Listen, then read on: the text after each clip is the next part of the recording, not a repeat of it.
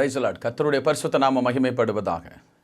இன்றைக்கு சஞ்சரித்து கொண்டிருந்தால் என்ன நடக்கும் அப்படிங்கிற மாதிரியான கோணத்தில் ஆண்டவருடைய கிருபையினாலே நாம் கர்த்தருடைய வார்த்தையை தியானித்து கொண்டிருக்கிறோம். சஞ்சரித்து கொண்டிருந்த ஏனோக்கு, அவருக்கு தேவன் செய்தவைகள். கர்த்தருக்கு ஸ்தோத்திரம். ஆண்டவர் நல்லவர். முதலாவது அவர் செய்தார், அவர் நற்சாட்சி கொடுத்தார். ரெண்டாவது, சஞ்சரித்து கொண்டிருக்கிற எந்த தேவ ஜனங்களுக்கும் தமது சத்தியத்தை, மகத்துவத்தை வெளிப்படுத்தி ஆண்டவர் கொடுத்து அவர்களை ஆசீர்வதிக்கிறார். மூன்றாவதாக, இன்றைக்கு நாம் பார்க்க போகிற இந்த காரியத்தில் பார்க்க போகிற காரியம், ஒரு மனிதன், ஒரு தேவ பிள்ளை, ஒரு தேவனுடைய சபை அல்லது கிறிஸ்தவ ஜீவியத்தில் இருக்கிற ஒவ்வொருவரும் நாம் அவரோடு சஞ்சரித்து கொண்டிருந்தால் கிடைக்கக்கூடிய, தேவனால் அருளக்கூடிய ஒரு மிகச்சிறந்த ஆசீர்வாதம் என்ன அப்படின்னு சொன்னாக்கா, நாம் எடுத்துக்கொள்ளப்படுவோம். கர்த்தருக்கு ஸ்தோத்திரம். அநேகருக்கு ஒரு பெரிய எதிர்பார்ப்பு இருக்கணும். கிறிஸ்தவ ஜீவியத்தின் மிக முக்கியமான காரியமே நாம் எடுத்துக்கொள்ளப்படுவது. ஆண்டவராகிய இயேசு கிறிஸ்துவனுடைய வருகையில் நாம் எடுத்துக்கொள்ளப்படுவது தான் மிகச்சிறந்த எதிர்பார்ப்பு. கர்த்தருக்கு ஸ்தோத்திரம். ஒவ்வொரு கிறிஸ்தவருடைய எதிர்பார்ப்பு அதுதான். திருச்சபையினுடைய முக்கியமான போதனை, நம்மை ஆயத்தப்படுத்துவதற்கான எல்லா பிரசங்கத்தினுடைய உள்நோக்கம் கர்த்தருக்குள் நாம் எடுத்துக்கொள்ளப்படுவது. அவருடைய வருகையில், அவருடைய ரகசிய வருகையில் நாம் எடுத்துக்கொள்ளப்படுவது தான் ஒரு எதிர்பார்ப்பு. கர்த்தருக்கு ஸ்தோத்திரம். அந்த எதிர்பார்ப்புக்காகத்தான் ஆண்டவரோடு கூட நாம் சஞ்சரிக்கணும். கர்த்தருக்கு ஸ்தோத்திரம். ஆனால் யாரை எடுத்துக்கொள்வார் அப்படின்னு சொன்னால், தேவனுக்கு உகந்த அல்லது தேவனோடு சஞ்சரிக்கிற, அவருடைய சகல கற்பனைகளின்படி, உடன்படிக்கையின்படி வாழ்ந்து அவரோடு கூட சஞ்சரிக்கிற ஜனங்களை மட்டுமே அவர் எடுத்துக்கொள்ள போகிறார். கர்த்தருக்கு ஸ்தோத்திரம்.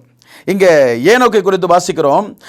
ஏனோக்கு தேவனோடு சஞ்சரித்து கொண்டு இருக்கையில் காணப்படாமல் போனான் அப்படின்னு இருக்கும். ஆண்டவருடைய பிரதான கிருபையினாலே என்றைக்கோ ஒரு நாள் தேவனோடு சஞ்சரிச்சாரு, அதனால ஆண்டவர் எடுத்துக்கொண்டாரு. கொஞ்ச நாளைக்கு முன்னாடி நல்லா வாழ்ந்தாரு, அதை மனதில் வச்சு ஆண்டவர் இந்த மனிதனை எடுத்துக்கிட்டாரு அப்படிலாம் கிடையாது. அவர் வரும் வரைக்கும், முடிவு பரியந்தம் நிலை நிற்கிறவனே ரட்சிக்கப்படுவான் என்று எழுதியிருக்கிற சத்தியம் நிறைவேறும்படி ஆண்டவர் சஞ்சரித்து கொண்டிருக்கிறவங்களை மட்டும்தான், அந்த கடைசி நிமிடம் வரைக்கும், அவருடைய வருகை வரைக்கும் அவரோடு கூட சஞ்சரிக்கிறவங்களை தான் அவர் எடுத்துக்கொள்கிறார். கர்த்தருக்கு ஸ்தோத்திரம். எத்தனையோ பேர் கடைசி நிமிடங்களில் இந்த கிறிஸ்துவை விட்டு விலகி போனவங்க உண்டு. 3.5 ஆண்டுகள் தேவனோடு கூட எல்லா காரியத்திலும் கூட இருந்தார்கள் சீசர்கள். ஆனால் ஒருவன் தவறிட்டான். இன்னைக்கு அநேக தேவஜனங்கள் பல ஆண்டுகள் கிறிஸ்துவுக்காக உபத்திரவங்களை, கிறிஸ்துவுக்காக பாடுகளை அல்லது கிறிஸ்துவனிடத்தில் சகல ஆசீர்வாதங்களை பெற்றுக்கொண்டவர்கள்.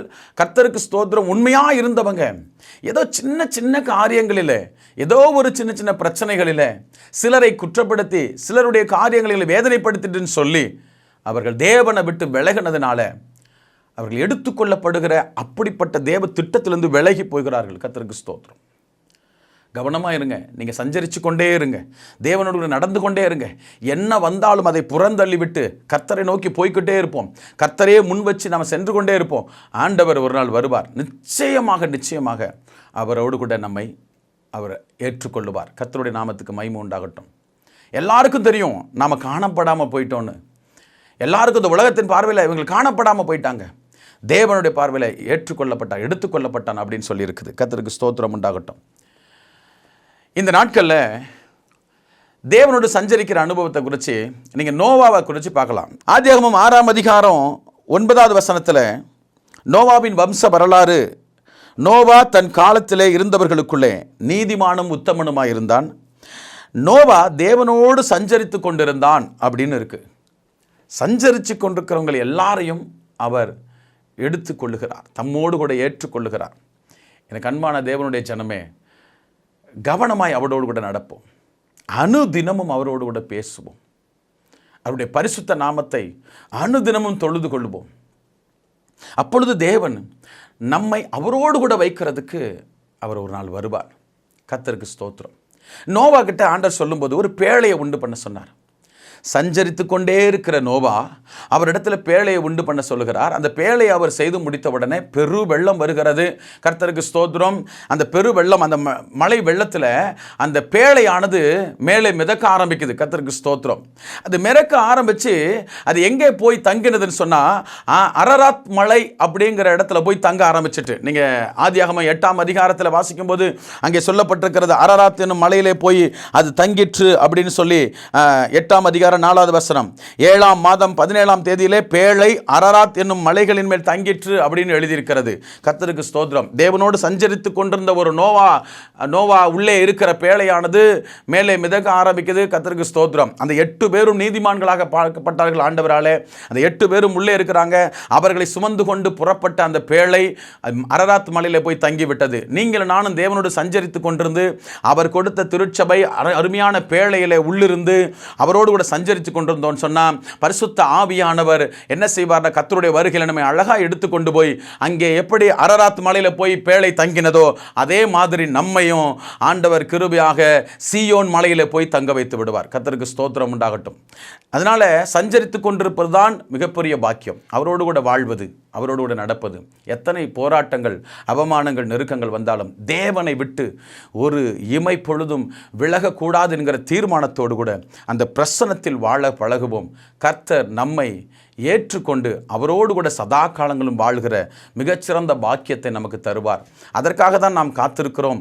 அதற்காக தானே பாடுகளை நாம் சகிக்கிறோம். ஆண்டவருக்கு ஸ்தோத்திரம். நரகாக்கினைக்கு தப்பிவிட வேண்டும் என்று தானே நாம் போராடி கொண்டிருக்கிறோம். இந்த உலகத்தில் ஒரு மோசமான ஒரு காலம் வந்து கொண்டிருக்கிறது. அருமையான தேவனுடைய ஜனமே, கவனமாய் இதை கவனித்து விடுங்கள். கர்த்தருக்கு ஸ்தோத்திரம். அந்தி கிறிஸ்துவனுடைய ஆளுகை சீக்கிரமாக இந்த உலகத்தில் வரப்போகிறது. வேதத்தில் சொல்லியிருக்கிறபடியே அந்தி கிறிஸ்து இந்த உலகத்தை ஆளுகை செய்வதற்கு ஆயத்தமாகி கொண்டிருக்கிறான். அதனால் அவனுடைய வருகை சீக்கிரமாக இருக்க போகிறது. அந்தி கிறிஸ்து வரப்போகிறது சீக்கிரமும் அப்படின்னு சொன்னால் அது உண்மை என்று சொன்னால், சத்தியத்தின்படி அது உண்மை என்றால் அதற்கு முந்தி தம்மோடு கூட சஞ்சரிக்கிற ஜனங்களை எடுத்துக்கொள்வதற்கு, அவர்களை இந்த உபத்திரவத்தின் காலத்தில் தப்பு வைக்கிறதுக்காக கிறிஸ்து இயேசு அதற்கு முன்பதாக வந்து மத்திய ஆகாயத்தில் வந்து நம்மை ஏற்றுக்கொள்ள போகிறார். கர்த்தருக்கு ஸ்தோத்திரம். அல்லேலூயா. ஆண்டவருடைய பரிசுத்த நாம மகிமைப்படுவதாக. கிறிஸ்து இயேசுவின் வருகை சத்தியத்தின்படியே உண்மையாக இருக்கிறது. சத்தியத்தின்படியே உண்மையாக இருக்கிறது. அதுக்காக நாம் காத்து கொண்டிருக்கிறோம். கிறிஸ்து இயேசு வருகை எந்த அளவிற்கு சத்தியத்தின்படி உண்மையோ அந்த அளவிற்கு உண்மை. அவருடைய வருகைக்கு முன்னாடி இந்த முழு உலகத்திலும் ஒரு பெரிய எழுப்புதல் வரப்போகிறது. ஒரு மிகச்சிறந்த எழுப்புதல் வரப்போகிறது. அந்த எழுப்புதலுக்கு இந்த தேசம் இப்பொழுது ஆயத்தமாகி கொண்டிருக்கிறது.